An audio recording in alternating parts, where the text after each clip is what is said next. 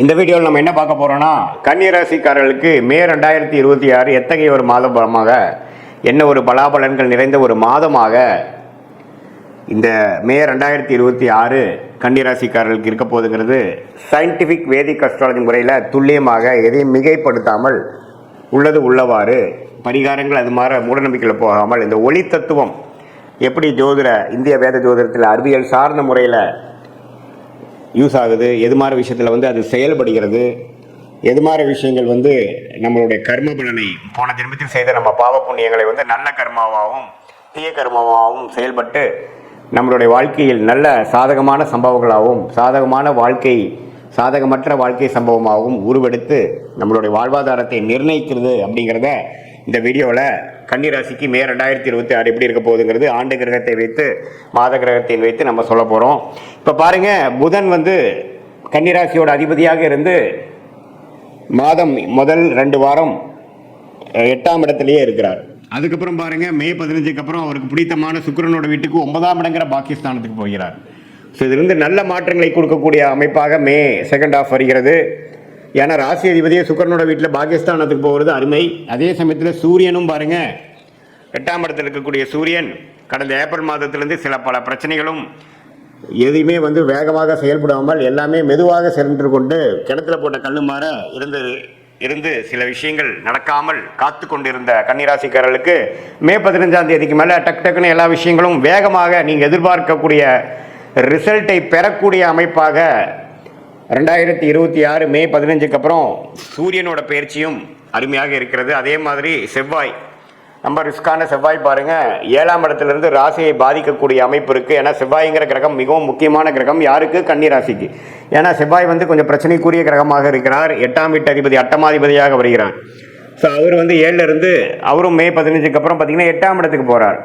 So 8ஆம் இடத்துக்கு போகும்பொழுது என்ன ஆகுது, சூரியனும் சுக்கிரனும் 8லேருந்து விலகி 9க்கு போகிறாங்க. ஆனால் இவர் 8க்கு வரார்.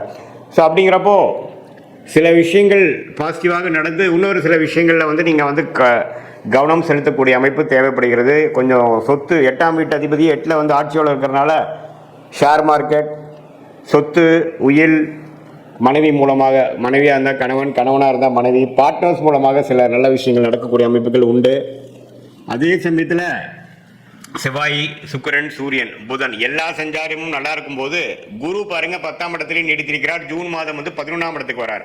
ஸோ 11ஆம் இடத்துக்கு குரு வருவது அருமையான விஷயம். ஏன்னா 11ஆம் இடத்துல கடகத்தில் உச்சம் பெற்று லாபத்தை கொடுக்க போகிறார் கன்னிராசிக்காரர்களுக்கு. ஸோ அதுக்கு வேணுங்கிற மிக முக்கியமான சில ஃபவுண்டேஷனான விஷயங்கள், அடிப்படையான விஷயங்களை எல்லாம் கண்டிப்பாக மே 15க்கு மேலே சில ஆரம்பகட்ட அமைப்புகளை தரக்கூடிய நிலைமையில் கன்னிராசிக்காரர்களுக்கு கிரக அமைப்புகள் இருக்கிறது.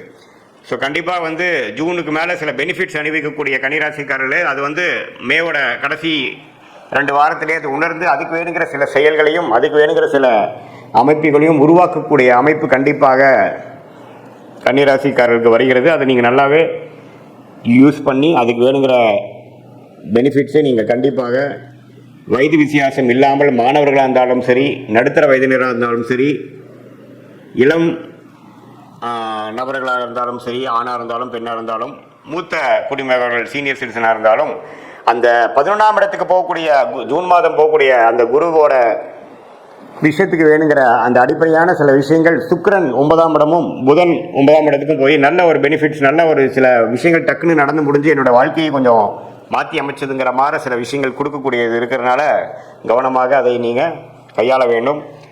மற்றபடி பார்த்தீங்கன்னா சனி 7லேயே இருக்கிறார்.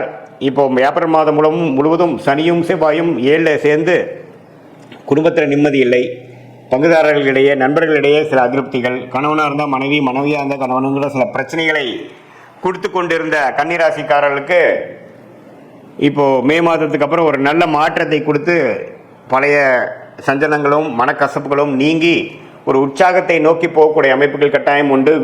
வீட்டுக்கு ஒரு வீடு கட்டி வீடு புண்ணியாச்சனை பண்ணி போகக்கூடிய அமைப்பு, ஒரு புது வண்டி வாங்கி மனமகிழ்ச்சி பெறக்கூடிய அமைப்பு, இது மாதிரிலாம் நல்ல உத்வேகமாக எண்ணங்கள் அதுக்கு வேணுங்கிற திட்டங்களை தீட்டி அதுக்கு வேணுங்கிற சந்தர்ப்ப சூழ்நிலைகளையும் அமைந்து ஒரு அருமையான விஷயங்களாக மே மாதம் கடைசி வரை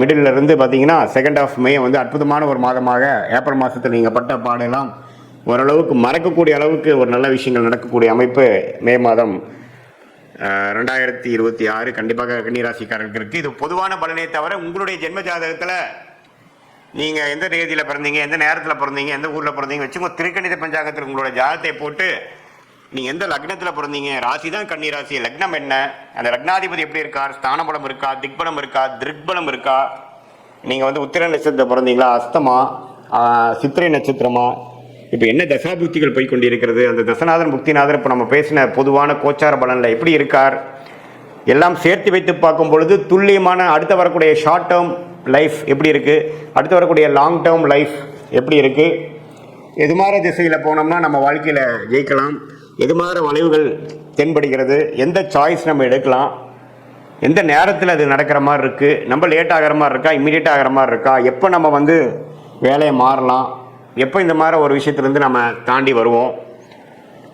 அதே மாதிரி கல்யாண விஷயங்கள், குழந்தை பேர் விஷயங்கள், தொழில் விஷயங்கள், தொழில் முன்னேற்றங்கள், வேலை மாற்றங்கள், எது மாதிரி துறையில் போகலாம், புதுசாக ஒரு பிஸ்னஸ் ஆரம்பிக்கிறது, வெளிநாடு எப்போ போகிறோம், படிப்பு, மேற்படிப்பு, கல்யாணம், காதல் திருமணம், அரேஞ்ச் மேரேஜ், இது மாதிரி எல்லா விஷயங்களும் பார்த்திங்கன்னா இந்திய வேத ஜோதிடத்தின் அடிப்படையான அந்த ஒளி தத்துவம் மூலமாக அறிவியல் சார்ந்த முறையில் ஒரு அற்புதமான ஒரு சாஸ்திரமாக இந்திய வேத ஜோதிட அடிப்படையான சயின்டிஃபிக் வேதிக் அஸ்ட்ராலஜி இருக்குது. அது மூலமாக நாம் மிகைப்படுத்தாமல் தேவையற்ற விஷயத்துக்குள்ளே போகாமல் ஒரு கிரகம் ஒரு மாதிரி இருந்தால் நம்மளுடைய போன ஜென்ம பிறவி கர்மா எப்படி செயல்படுகிறது, எது மாதிரி தாக்கத்தை நமக்கு கொடுக்க போகிறது, பாஸ்ட் லைஃப் எப்படி இருந்தது, இப்போ ப்ரெசன்ட் எப்படி போயிட்டுருக்கு, அடுத்து வரக்கூடிய இமீடியட் ஃபியூச்சர் எப்படி இருக்குது, நம்ம எது மாதிரி சாய்ஸ் நமக்கு இருக்குது, எது எடுக்கிறது நல்லது, ஒரே கன்ஃபியூஷனாக இருக்குது, டைமிங் மிஸ் ஆயிருமோன்னு பயமாக இருக்குது, எந்த டைம் நமக்கு நல்லா இருக்குது, இதையெல்லாம் நம்மளுடைய அற்புதமான தெய்வம்சம் பொருளிய ஞானிகளால் அருளப்பட்ட